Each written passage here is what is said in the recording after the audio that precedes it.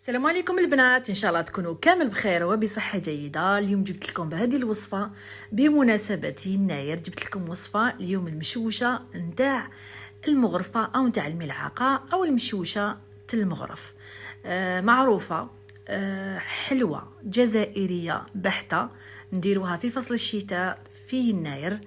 حلوه بزاف، سهله يا البنات. حبيت نفكركم بها، كنديرها ماما الله يرحمها مع اضافات، يعني تعطي لكم واحد النكهه ما شاء الله. جربوها لقهوه العصر ولا القهوه نتاع الصباح مع احبابكم وولادكم. وصفه يعني رائعه، تجي خفيفه خفيفه بزاف بنينه او ميني مشوشه كما حبيتوا. المهم هذه الوصفه اللي كامل الناس يعرفوها. مره درتها في القناه، درتها خبزه، اليوم درتها ميني مشوشه. يعني جات ولا اروع. صدقوني جربوا الوصفه واكيد راح تستمتعوا بها. قبل ما نبداو الفيديو تبعوا الفيديو للاخر، ما تنسوش تحطونا جيم وكومنتير في محتوى الفيديو وتفعيل الجرس والاشتراك في القناة بيان سور. نروح مباشرة للوصفة. معكم أميرة الجزائرية في وصفة المشوشة نتاع الملعقة أو تاع المغرف. هنا عندي زوج حبات نتاع البيض أولاد الجبن. في هذه الوصفه يا البنات عندنا زوج حبات نتاع البيض يكونون بدرجه حراره الكوزينه بيان سور، هكذا باش الوصفه تنجح معنا. المهم حطيناهم في ريسيبيون، نحط لهم رشه مليحه نتاع الملح ونخلطوهم غير واحد شويه، ونحط لهم نصف ملعقه صغيره نتاع لافاني تنحينا الزفره تاع البيض وتبدلنا، يعني تعطينا نكهه شابه، ما تعطيناش هذيك الريحه في البيض في الحلوه تاعنا. سورتو الاطفال ما يحبوش الريحه تاع البيض في الكاطو. المهم يا البنات نحركوهم غير واحد شويه كما راكم تشوفوا، حركي غير شويه يا مدام حتى تتجانس هذيك لافاني مع البيض. نحركوهم غير واحد شويه وبعدين راح نضيف لهم 3 معالق نتاع الزيت نباتيه، ملعقه كبيره 3 معالق كبار نتاع الزيت نباتيه كما راكم تشوفوا. ها الفيديو ما فصلت منه والو، ما قطعت منه والو. 3 معالق. وراح نضيف معاهم كذلك 3 معالق ملعقه كبيره نتاع سكر حبيبات. وراح نحط معاهم 3 معالق نتاع الحليب اللي يكون هو كذلك بدرجه حراره الكوزينه، يعني ما يكونش من الثلاجه. حطوا الحليب 3 معالق فقط نتاع الحليب، ونقعدوا نحركوا غير واحد شويه حتى تتجانس لنا فقط المكونات، وبعدين نحطوا النواشف.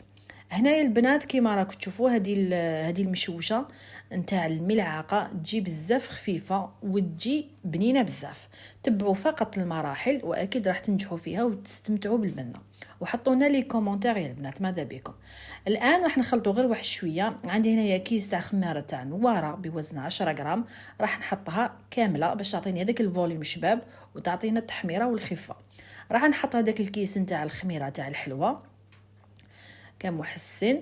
وراح نضيف في هذه المرحله راح نضيف 3 معالق نتاع الفارينه اللي تكون من النوعيه الممتازه. 3 معالق فارينه يكونوا بومبي، الملعقه الاولى، الملعقه الثانيه، عفوا هنايا ملعقتين نتاع الفارينه عفوا. وراح نحط معها 4 معالق نتاع سميد رقيق، سميده رقيقه نتاع العجين. الملعقه الاولى 1، هاي ليك سميد رقيق. راح نحط الملعقه الاولى، الملعقه الثانيه، الملعقه الثالثه بالحساب، والملعقه الرابعه. يعني عطيت لكم هنايا المقادير يعني مضبوطه، يعني لما ديريها عندك في الدار اكيد راح تنجحي فيها اذا تبعتي المقادير. كما قلت لكم 2 معالق نتاع الفارينه اللي تكون من النوعيه الممتازه المخصصه لصنع الحلويات، ونحطوا معها 4 معالق نتاع سميد رطب اللي هو تاع العجين. راح نخلطهم مليح يا البنات. شوفوا القوام اللي نتحصلوا على هذا القوام اللي هو قوام الكيك، ماشي قوام الكيك. دوك تشوفوا القوام ديالو. حركم مليح. شوفوا يا البنات، خلطوا تحسوا باللي القوام دا يتقل معكم لانه فيها سميد، ولكن هذا هو القوام اللي لازم تحصلوا عليه. شوفوا قوام الكيك. واذا كنتوا طيبوا فيها وحسيتوا انه القوام ثقل معكم شويه، لانه كما تعرفوا السميد يشرب السوائل، حطوا ملعقه كبيره نتاع الحليب وعاودوا حركوا وتتحصلوا على نفس النتيجه. كما قلت لكم الحليب يقدر كما يقولوا يشرب لنا السوائل. هنايا عندي زيت درتها في طنجره. تقدروا تستعملوا هذه الملعقه ولا تقدروا تستعملوا الملعقه العاديه اللي متوفره عندكم في الدار. راني وريت لكم الطريقتين في زوج ناجحين. انا راح نستعمل لكم معاكم طريقتين وانتم دبروا راسكم. المهم واش راح نديروا هنايا الزيت راهي على نار متوسطه اقل، يعني راح نحطو غير شويه هكذا، ما نعمروهاش بزاف، وراح نحطو يعني بهذه الطريقه. ما تخافوش الزيت ما راهيش غاليه بزاف. شوفوا يا البنات تم تنتفخ معاكم. الزيت ما تكونش حاره بزاف، لا كانت حاره بزاف تحمر لكم من الفوق وتقعد لكم خضره من الداخل. يعني الزيت خلوها على نار اقل من هاديه. شوفوا يا البنات حطيت الحبه الثانيه قدامكم هكذا، غير شويه هكذا تبدا تنتفخ، ما ترموا عليها الزيت ما والو. تم قلبوها لما تشوفوها تحمرت من التحت. شوفوا يا البنات هكذا قلبوها. سهله معنا، اسهل من هذه ما كاينش، واكيد راح تجربيها لانه اسهل منها ما كاينش يا مدام. المهم الان راح ندير معكم الملعقه باش تعرفوا باللي في كلتا الحالتين الوصفه راح تنجح معكم. انا راح نطيبها معكم هنايا. شوفوا يا البنات ما عمرتهاش مليح الملعقه الكبيره نتاع العشاء. شوفوا درت غير شويه هكذا وحطيتها، وما تخافوش الزيت انا راني يدي نصور بها وفي نفس الوقت يدي راني نحط بها، وما تخافوش الزيت كي تكون ناقصه ما تخافوهاش. تاخذ التحميره الشابه كيما راكم تشوفوا. انا نحب هذه التحميره تكون يعني محمره، ما نحبهاش صفرا، نحبها محمره. نحيوها وحطوها في صحن يكون فيه يعني هذاك الطرشون اللي يشرب الزيت، باش هكذا ما تجيناش مزيته، وهي اصلا ما تجيش مزيته، تجي يعني ناشفه. شوفوا يا البنات حلوه ولا اسهل بزاف هايله، جربوها.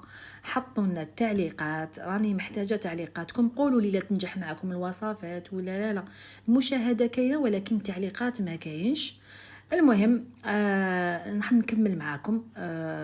راح نحط معكم بالملعقه هكذا باش تشوفوا. بالمبتدئات سهله بزاف، حطي غير شويه هكذا حتى اللي يكونوا يعني الجامعيات يقدروا يديروها، باسكو ماشي مكلفه، ما تحتاج لا فوق ولا والو. غير شويه زيت في مقله ولا في كاسرونه وانتي حضرتيها، وبزاف بنينه يا البنات. جربوها وما تنسوش تحطوا لنا تعاليق والاشتراك في القناه ضروري جدا، وفعلوا الجرس باش يصل لكم كل جديد. المهم راح نحط معاكم غير هالشويه هكذا. تقدروا ديروهم كبار الخبيزات وتقدروا ديروهم صغار. انا درتهم هكذا متوسطين، غير النصف يعني تاع الملعقه عمرته بالعجين، يعني جات ولا اروع. شوفوا يا البنات تجي تتكور وحدها سبحان الله، ما في الزيت وتسقم روحها في الزيت وحده وتجي مدوره وتجي بزاف شابه، واللون تاعها ولا اروع. ما ترمي عليها لا زيت لا والو، غير تشوفيها نشفت من تحت وخذت التحميره قلبيها. شوفوا يا مدام قلبيها، والنار تكون اقل من هاديه، نركز عليها. ولا قويتي لها النار تحمر لك من الفوق وتقعد لك خضره من داخل. خلي النار اقل من هاديه، يعني قليله مهيله. المهم حمروها، قعدوا تحمروا فيها، قلبوا فيها حتى تحمر لكم مليح.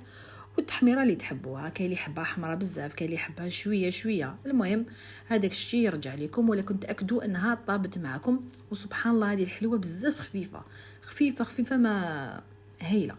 المهم بعد ما كملنا كامل هذه حنكمل كامل الكميه، وبعدين نروحوا للتزيين وطبق النهائي. شوفوا يا البنات هنايا بعد ما خضتنا التحميره الشابه راح نحيهم ونحطهم، ومن بعدين نروحوا نديروهم تزيين كيما تحبوا. كاين اللي يدردر عليهم غير شويه نتاع سكر كلاص، تحبي تعسليهم. المهم كيما حبيتي الحلاوه، هذاك الشيء هذاك اللعب لعبك كيما حبيتي. انا درتها بالطريقه التقليديه اللي هي نرمي عليها شويه نتاع العسل، لانه هي المشوشه لازم لها العسل تجي معسله، يعني حاجه حلوه كما نقولوا حنايا. راح نحط كامل الكميه ونكمل كامل الكميه ونرجع لكم في الاخر. شوفوا البنات الكميه اللي تحصلنا عليها طبسي الله يبارك، يعني بزاف حبات بيض. شوفي الكميه اللي درناها سهله مالا، توجد غير في لحظه. المهم كما راكم تشوفوا جات شابه بزاف مدوره، تقولي بالطابع يعني ولا اروع. جربوها يا البنات، مشوشه نتاع الملعقه ولا المشوشه نتاع المغرف بزاف بنينه، ولا ميني مشوشه. ندردروا عليها العسل هكذا، عسلوها. العسل تكون حره اذا كان امكن، ولا ما كانش استعملوا العسل نتاع المحلات ودردروا عليها اللي حبيتوا. انا دردرت عليها شويه، يعني شويه كاوكاو محمص ومهرمش، والتزيين يبقى اختياري. واستمتعوا بها القهوه العصر ولا اروع يا البنات. وصلنا للنهايه، شوفوا شحال خفيفه قطنيه ما شاء الله.